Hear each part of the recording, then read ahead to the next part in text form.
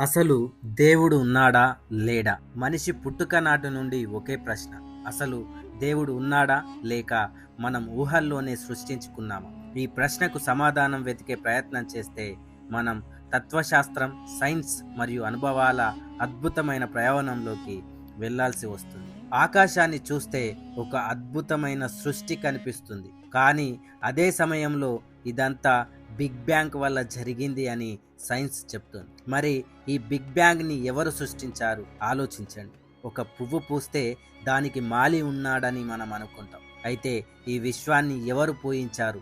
దేవుడున్నాడని నమ్మేవాళ్ళు ప్రతి అణువులో ఆయన ఉనికిని మనం చూడగలమని చెబుతున్నారు. అడవిలోని ఒక ఆకులో, చిన్న చీమలో, మనిషి హృదయంలో అదే దైవత్వం. వీరి మాటల్లో ఒక లాజిక్ ఉంది. ఒక పుస్తకం ఉంటే దాని వెనక రచయిత ఉంటాడని మనం నమ్ముతాం.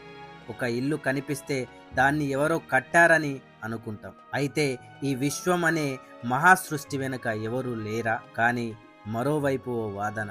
దేవుడు అనే కాన్సెప్ట్ మనిషి భయాన్ని తగ్గించుకోవడానికి సృష్టించుకున్నదే.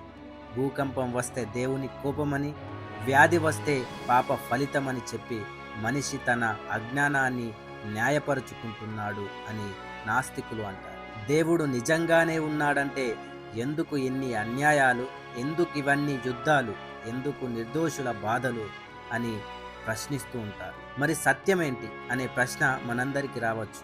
కానీ బహుశా దేవుడు ఉన్నాడో లేడో అని తర్కించడం కంటే ఆ అజ్ఞాతం వెతికే ప్రక్రియలోనే ఒక ఆధ్యాత్మిక ఆనందం ఉంటుంది. దేవుడు ఒక వ్యక్తి కాకపోవచ్చు, ఒక శక్తి కావచ్చు, ఒక విశ్వం కావచ్చు, లేదా మన అంతరంగపు సత్యం కావచ్చు. మరి మీరు ఏమనుకుంటున్నారు?